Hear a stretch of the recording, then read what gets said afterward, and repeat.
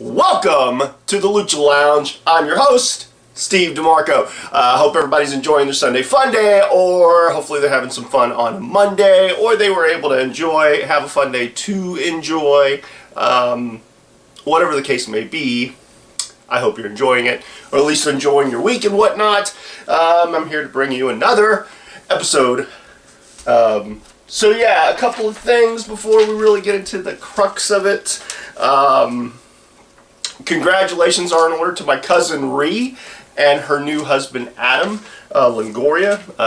They recently got married in Las Vegas, and I wanted to pass on my congratulations to them both. I know they've been together for quite a while, so it's good times. Happy to bring that news to everyone. So congratulations to them both.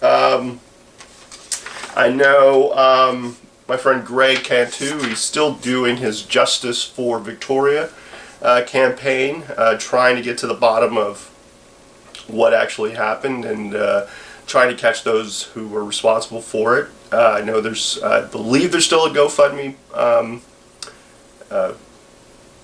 thing going on as well. You can go to Greg Cantu's or Greg DJ Paco Cantu's Facebook to get a little bit more information.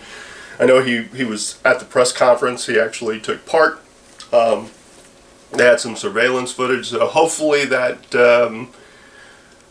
justice can be served pretty soon. If you have any information, feel free to go check out the links there on his account and on his page, and you'll get kind of a full idea, at least what they know. So yeah. But I for one am wishing for justice to be served.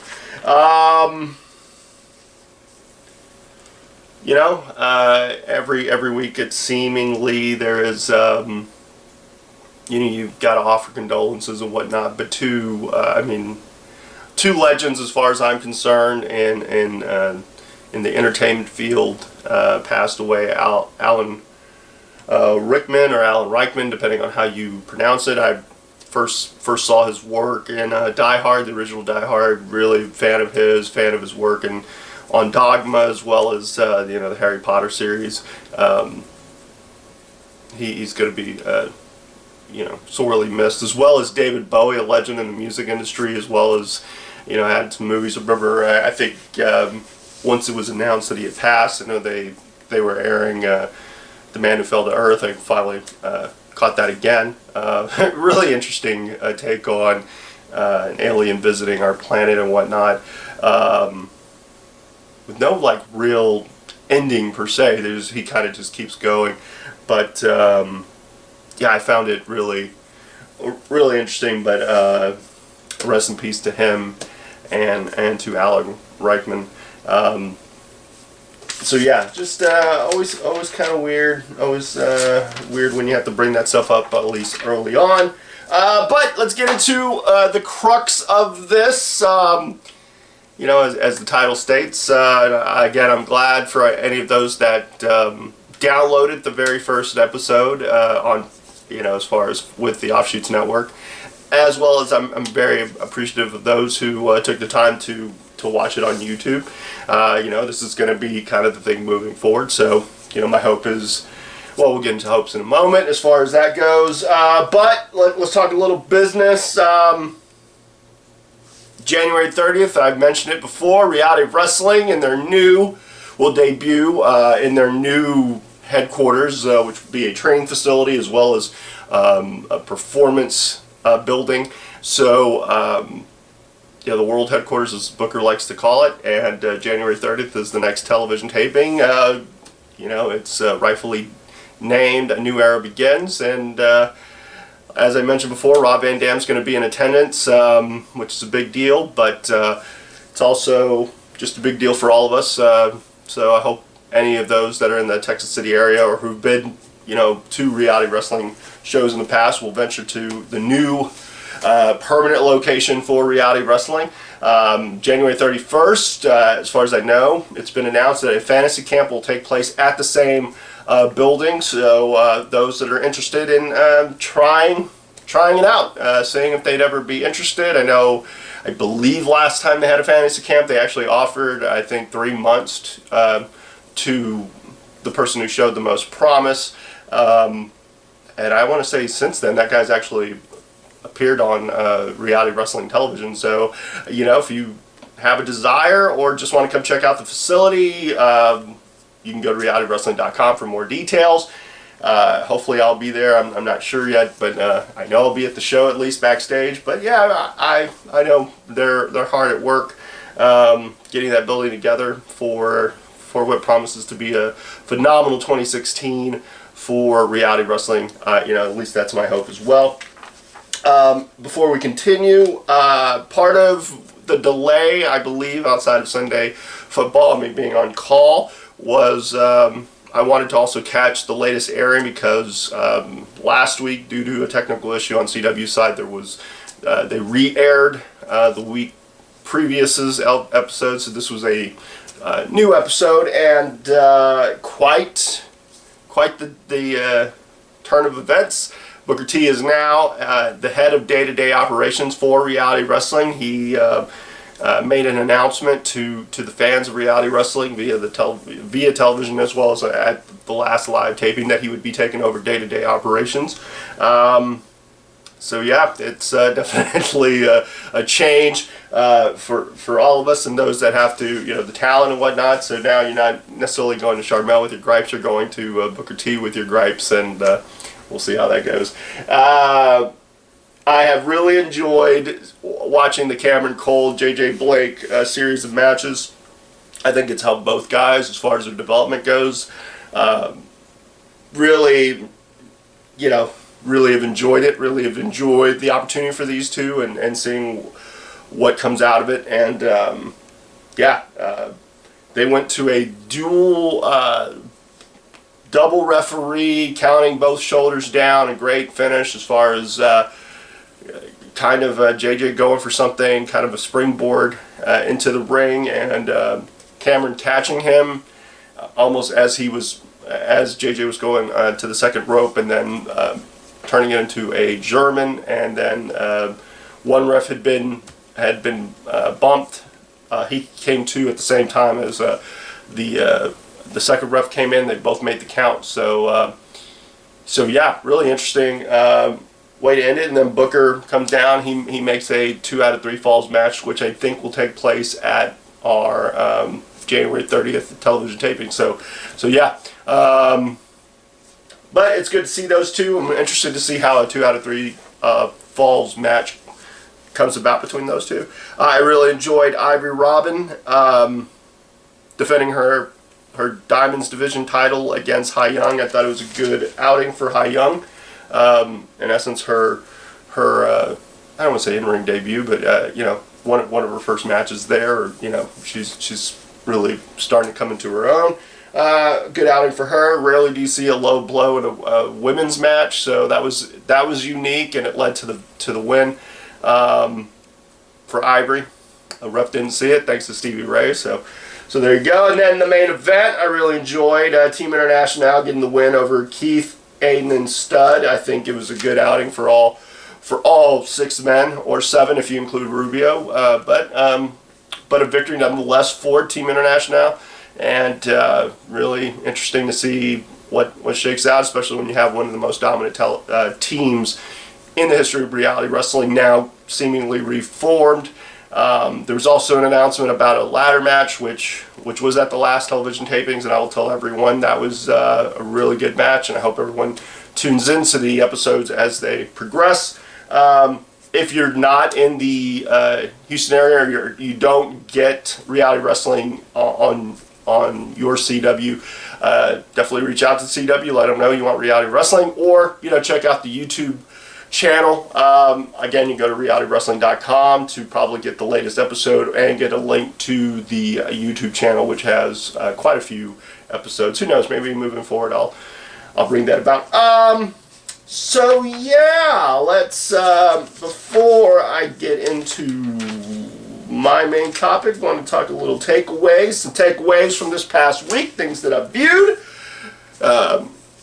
So Sting is announced as the first inductee into 2016 Hall of Fame. I do not have a problem with it. Sting was probably one of the first ones that I really gravitated towards as a fan. He was the character that I really got behind. The face paint, the blonde flat top, the shiny clothes, the colorful clothing, all of it. I really have been a fan of Sting's for a long time. When he evolved into the Crow-like character, and even some of his work at TNA.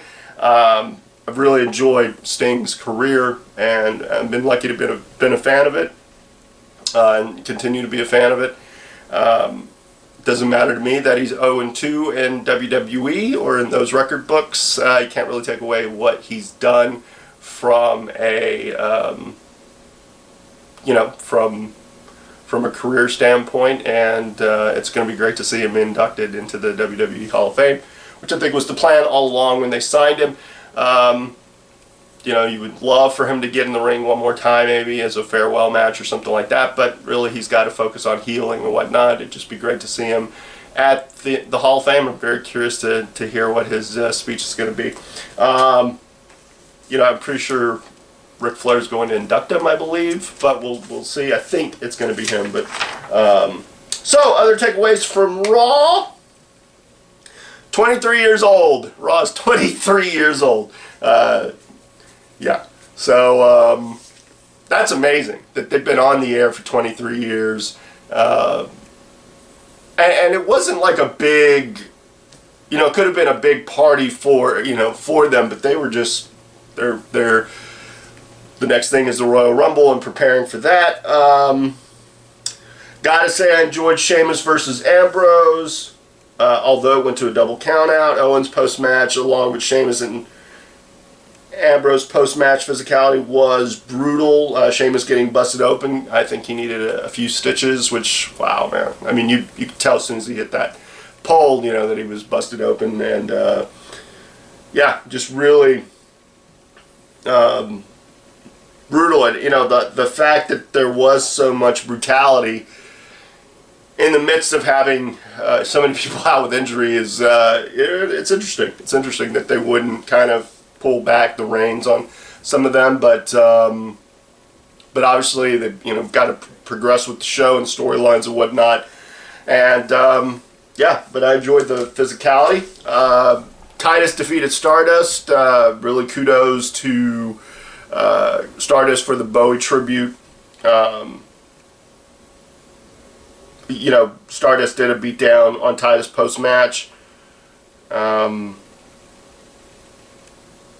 Yeah, I don't know. I guess I want more from that, but yeah, I don't know. The fact that there is a Rudy Tooty Booty chant is that chant is a thing. Is you really got to respect Jericho, the fact that he could get that over, as only Jericho can.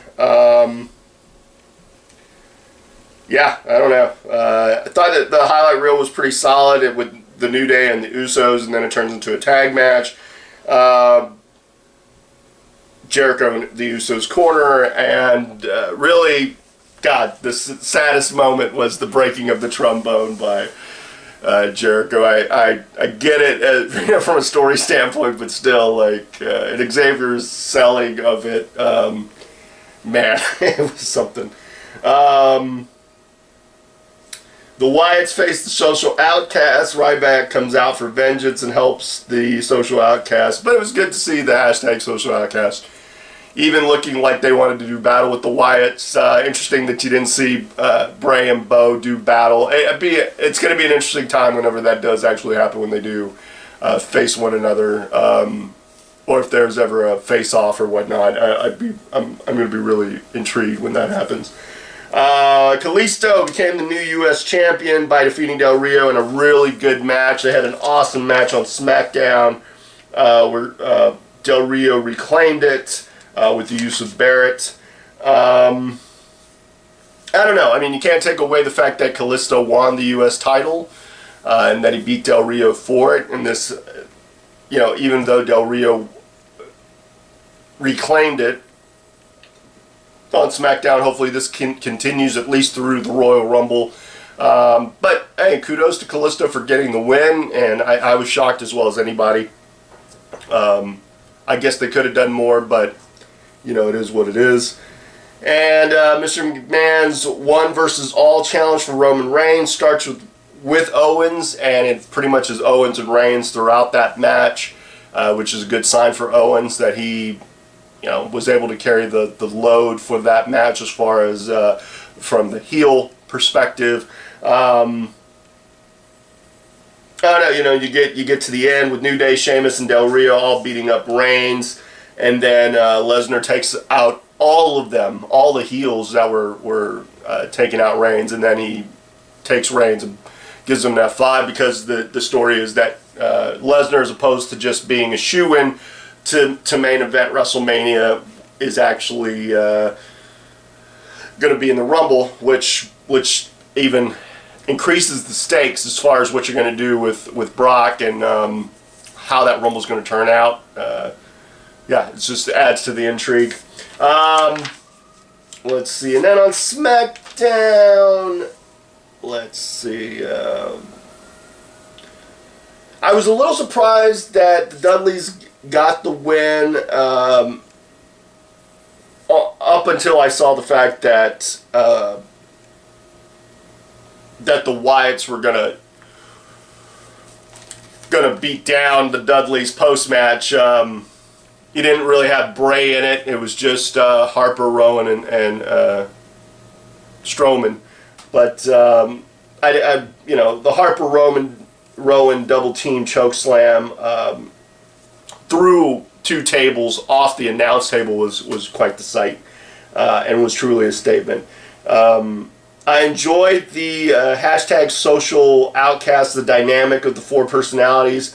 It was good seeing Del Rio, Ryder, Swagger, and Sandow as the 4 men facing them, and you kind of almost think, wow, they could be a stable of kind of the, I don't want to say the forgotten. Swagger's been doing stuff. Goldust, when he turns up, it's good. It is what it is. But you know, Sandow and Ryder almost kind of forgotten. I mean, they could be like the hashtag forgotten or hashtag one last run. I don't know. You know, you don't want to really want to say one last run, but so yeah. But interesting how things could be different. You know, they could be the stable, and Slater, Dallas, Rose, and Axel could be the 4 guys that were facing the stable. So interesting enough. But again, I really like the Social Outcasts. I watched their WWE interview. I like them. I like what they do. The fact that they kind of step over each other. That it is a competitive type of thing to get noticed, and yet they're trying to work as a team. I really enjoyed Brie versus Becky. Becky getting the win on that, and really thought it was solid. And I really enjoyed the tag match between Neville and Ambrose against Sheamus and Owens. Neville and Ambrose getting the win. So yeah, let's see. And then look, just a few takeaways from NXT. Good stuff from Zayn, Joe, and Corbin, the opening thing, all making a statement that they want to be the new #1 contender, and the fact that there's going to be a triple threat. Real interested to see that triple threat. Good finishing sequence between Dash and Dawson against the Ascension. Great reaction from the fans for the Ascension. You almost want the Ascension to just go back to NXT because of the reactions that they get. Because they're really not getting a great reaction when they're out there on Raw, and but at the same time, I mean, you get elevated. You got to make the best of every opportunity. But a good reaction for them. But Dash and Dawson, just the way that they come up with ways of getting into their finisher is really great. I am curious to see how the Elias Sampson's Drifter character continues. What becomes of it? I mean, yeah, I don't know. Like, I love the promos because they were something different. But I'm not sure. You know, I think it's going to take a little time. Let me think. I enjoyed a lot of the pre-match comments for the number one Contenders Battle Royal for the women's title. Especially Nia Jax and Eva Marie. Nia Jax, like they're telling her she's not going to be in the Battle Royal, and Eva Marie like, yes, I really like that. I like Eva Maria's embracing that heelish persona. I really do like it. I thought it was a great ending to the Battle Royal. Congrats to Carmella for winning the Battle Royal and becoming the number one contender. It's going to be really interesting to see those two, her and Bayley. I know they're friends behind the scenes, as well as on camera for some of the reality shows that they do. But it's going to be a really interesting match. I mean, Bayley has good matches with everyone, so I don't see this being any different. And I know she's going to probably even go above and beyond. Especially with it being her friend and wanting to have Carmella having a great outing. Carmella's, improved as she's gone on. I know she's still relatively new to it. But, yeah, man, congratulations to her. And I did like how they presented the award winners and the winners addressed the fans via video, like a video highlight package. I did enjoy that.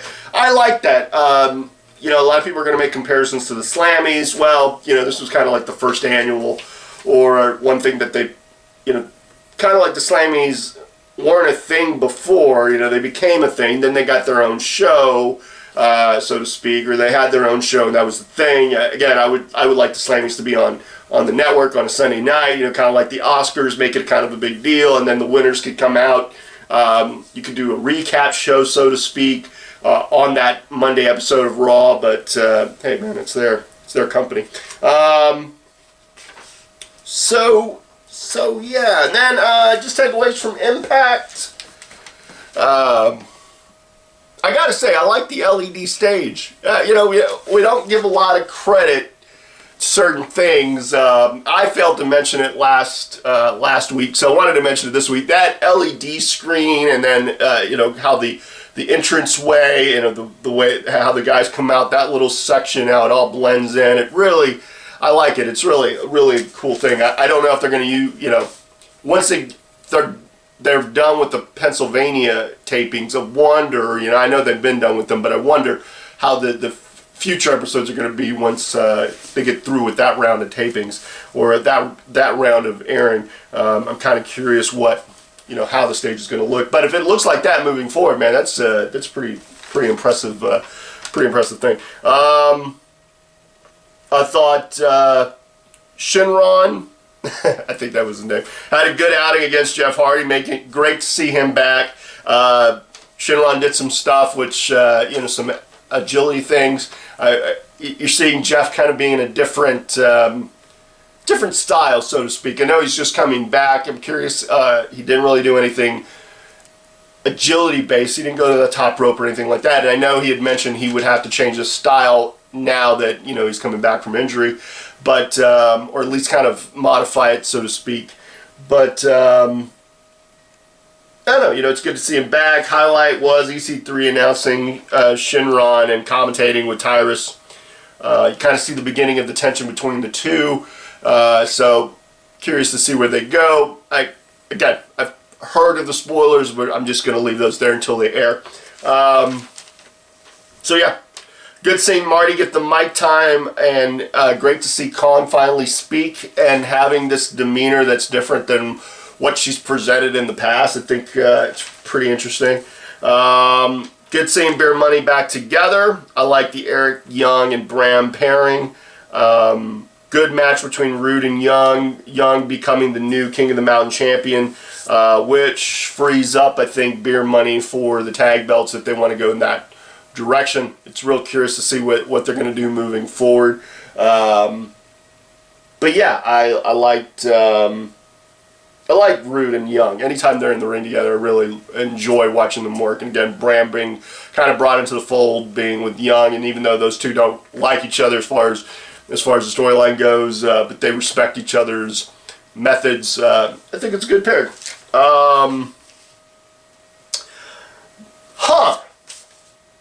Is what I would have called the Mr. Anderson segment. So great play on words.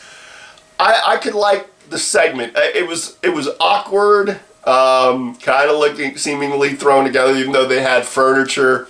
I don't know if you would have wanted him in something, wanted Anderson in something else.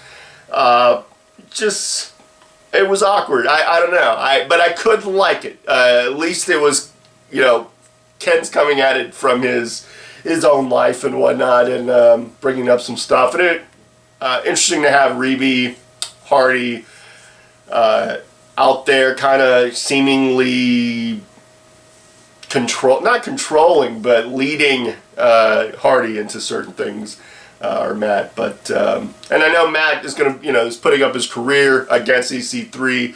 So it can only turn out one of two ways, and again, I've seen the spoilers, but it's there presented for you.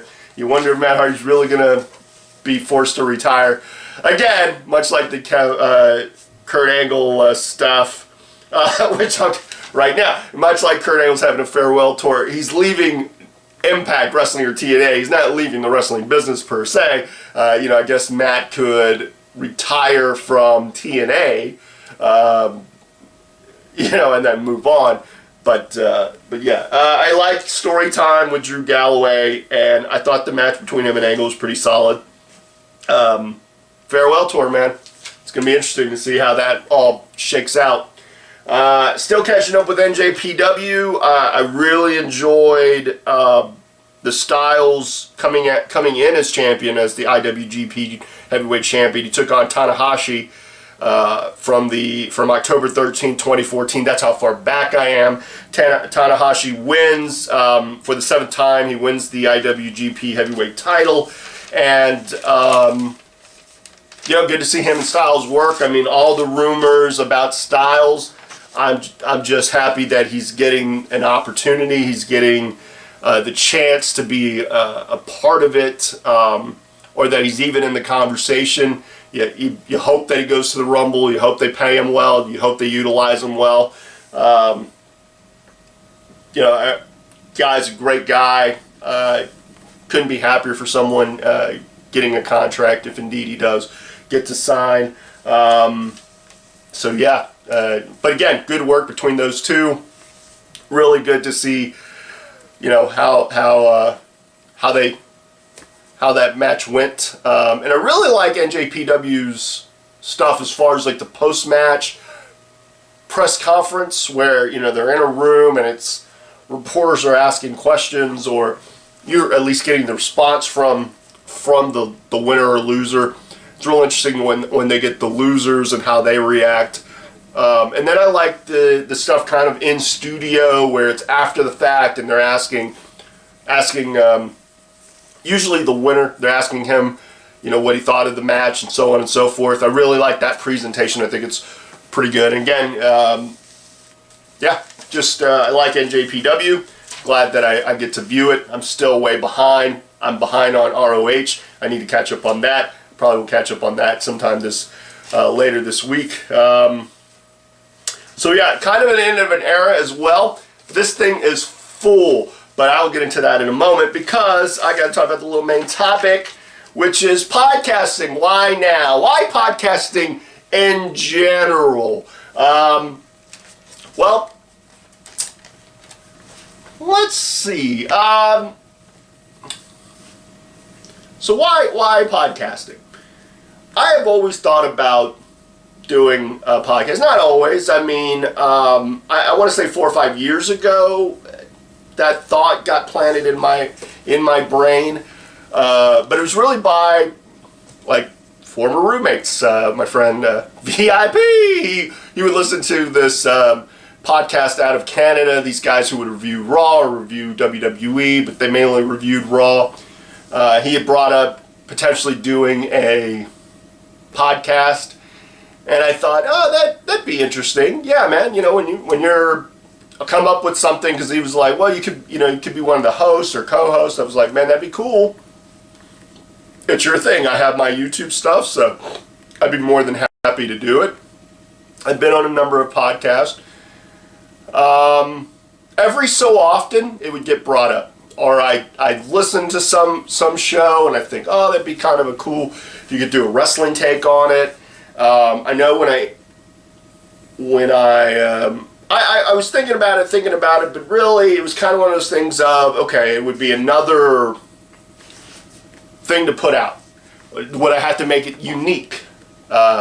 Or could I do some kind of podcast with someone, and that's what we end up doing? You know, I don't know. It was always in the back of my head, like, oh, it'd be kind of an interesting thing to do.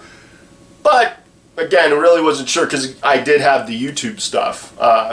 As I've mentioned, I've been on a few podcasts here and there. I really enjoy being on those, especially the long form stuff. So a couple of years ago, I probably started thinking, well, could I feasibly do one?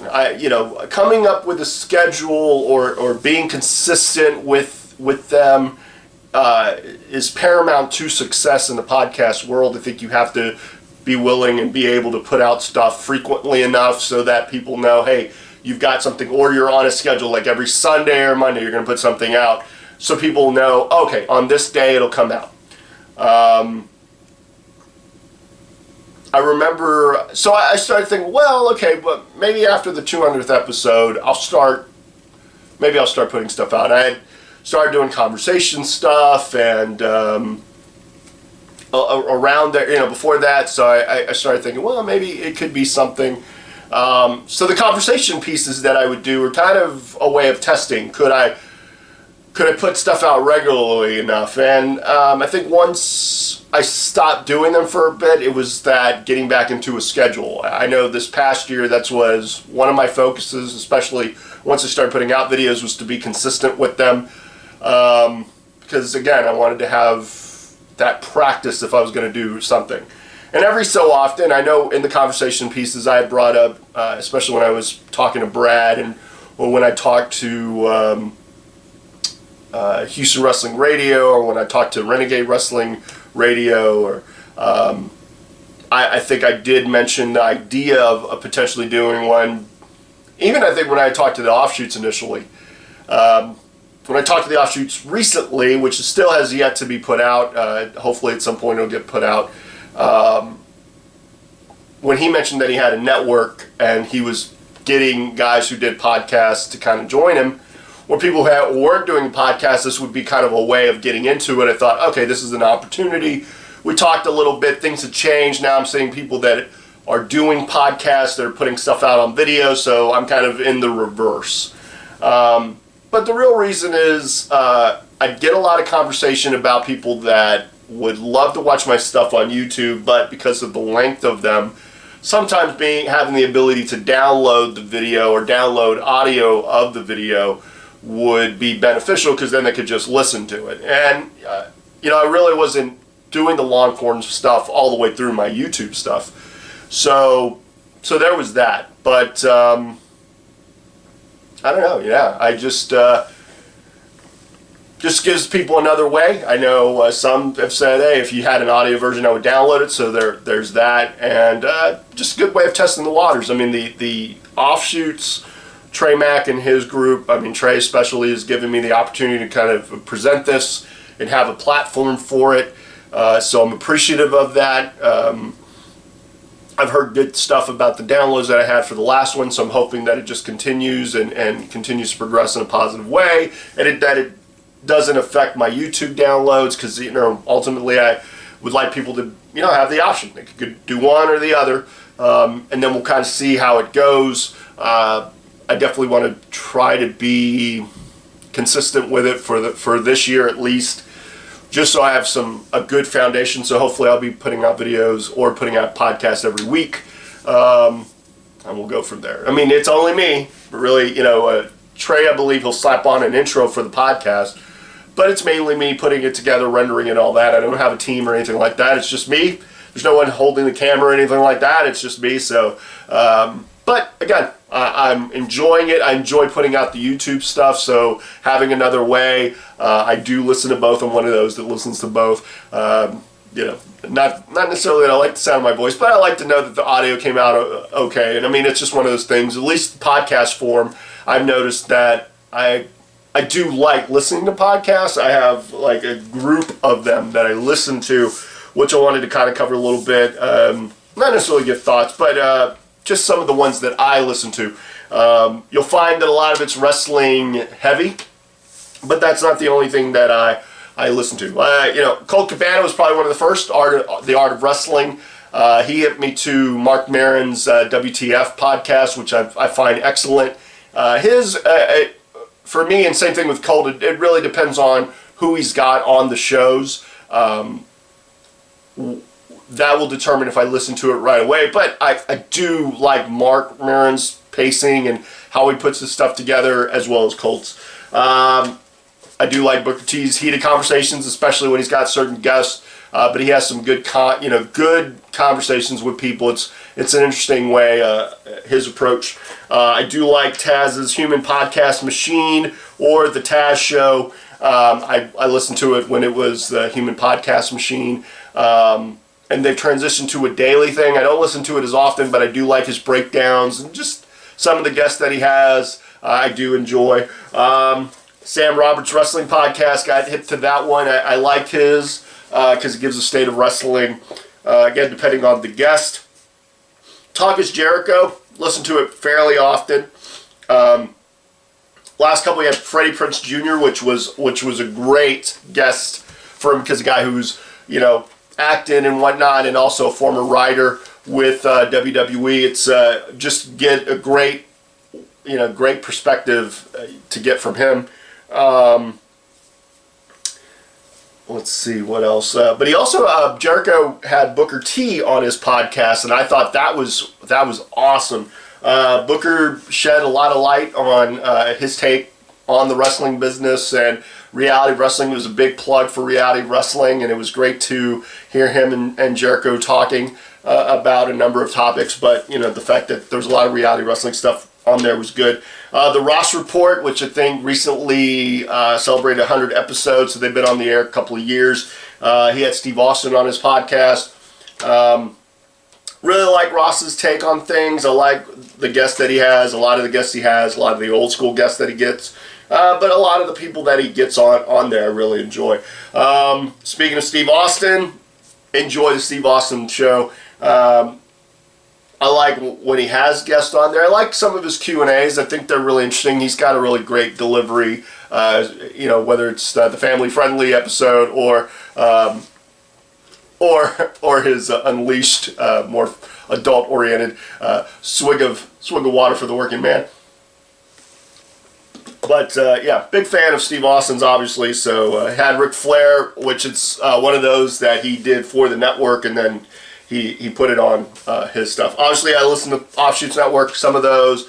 Nigel Rabbit is one. I do listen to Trey. And there are others. It's just a network of podcasters, so cool. Houston Wrestling Radio, used to listen to it back in the day. Listen to it here and there. Same thing with Wrestling News Source. I think that was one of the first podcasts that I really listened to, and one of the first that I was actually a guest on, I want to say, for not just my career, but for Behind the Curtain. So cool. Renegade Wrestling Radio, kind of same thing.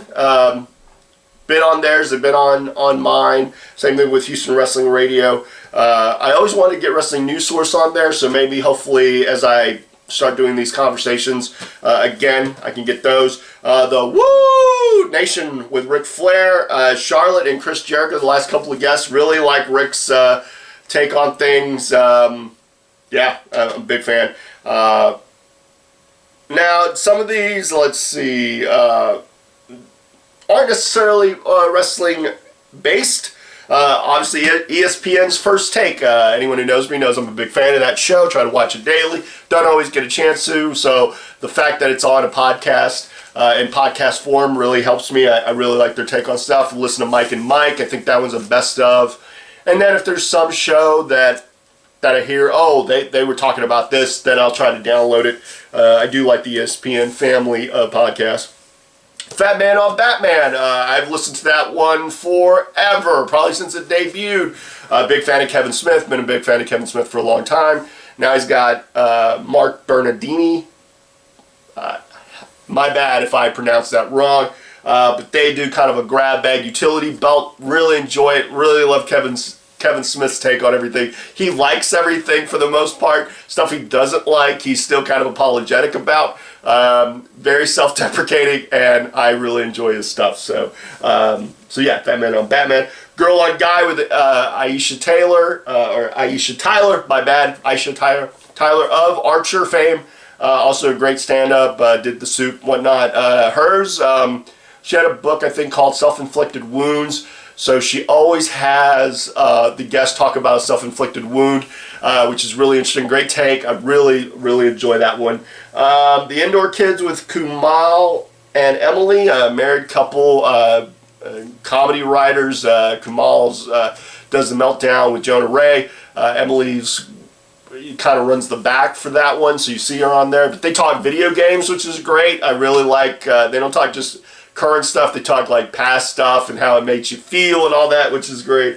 I love the Nerdist. Nerdist was another one that I was really into early on. He had Samantha Bee on there. She's about to start doing a show. Used to be like a former correspondent for The Daily Show. Really enjoy her humor. It was really great to hear her, and having a husband that's part of her that write together and work together and have worked together for a lot of years. Just her take on The Daily Show and projects and whatnot. So very interesting. But I like the Nerdist. He has some great guests, like Quentin Tarantino. He's had Tom Cruise. He's had some really good. But when he has people that like the first episode of the Nerdist was great. I think it was like Tom Glass, I want to say was there. So yeah, good stuff. Serial, big fan of it. I was a big fan of the first season. I think they've moved to the second season. The first season was about it's one of those they parodied on Saturday Night Live, which is what got me interested in the podcast to begin with. But they did like 13 episodes. They talked about this girl in high school getting murdered by her boyfriend. Supposedly, that's what he was charged with, and he's in jail for it. But they're not sure if he actually did it. So yeah, now they're on the stuff about the soldier who was captive for 5 years after he went AWOL. Like he went AWOL and then got captured by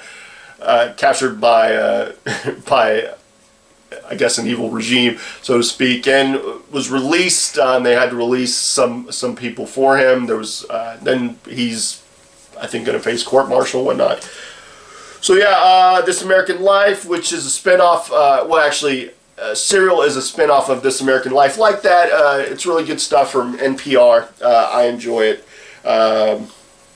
Let's see. Solid Monster Sounds Off. That's wrestling heavy. I really enjoy his take on things, his recaps. When he does have guests here and there, I really enjoy it. And then a couple recently, Your Opinion Doesn't Matter with my buddies Brad and Matt. They give a daily opinion, their opinion of things. A wide range of topics and good stuff. And then finally, the Geeks in Wrestling, which I was recently on. I've listened to a handful of those.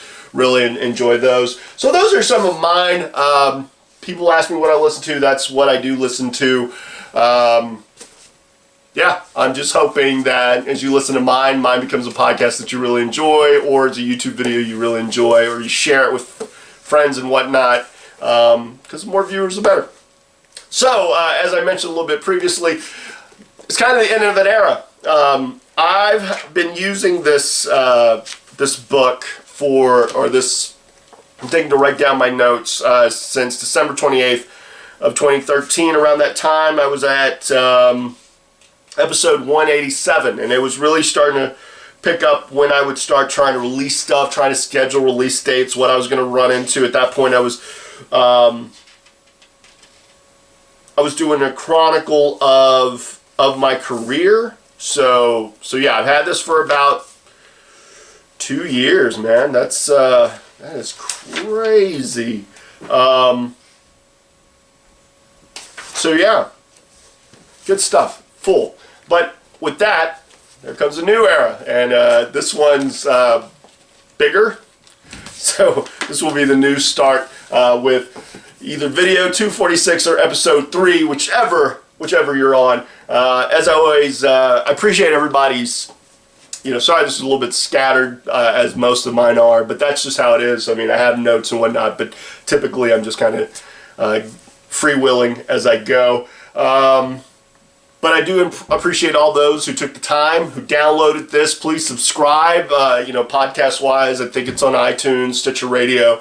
Again, mine, Beyond Pod. That's the app that I use for podcasting. And, a big fan of it. Anywhere you can get it, go to the Offshoots Network and subscribe to them, and you'll be, then you'll know. If you subscribe, then you'll know when you're able to get the next episode. And check out the family of that network of podcasters. Hopefully you like some of that stuff, especially if you're in the Metroplex area. I mean, they cover a lot of MPX, so have a lot of MPX talent, which is great.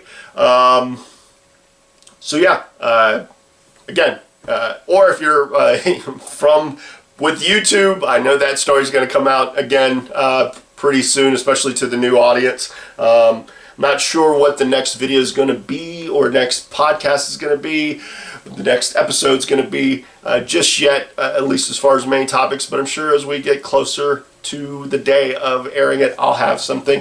Feel free to tweet me your stuff. Go to @Steve_DE_Marco and follow me there, or comment at my YouTube channel, which is Steve DeMarco, or DeMarco, or DMARCO 1125. Either way, just look for Steve DeMarco and comment on one of my videos. I'll get a notice if you have any questions, or go to my Facebook page, either my friends or fans. It's all a big family. Feel free to leave me a comment there. Usually I'll a couple days before say, hey, I got my next video is coming out. If you've got any topics or questions you'd like me to address, feel free to. Be on the lookout for that. I think that's about it. I appreciate all of you. Again, as I always like to say, stay cool, stay sexy, stay classy. Just enjoy your day. Enjoy the moments that you have. Live life to the fullest. And if you do that, you already are all those. Until the next time, later.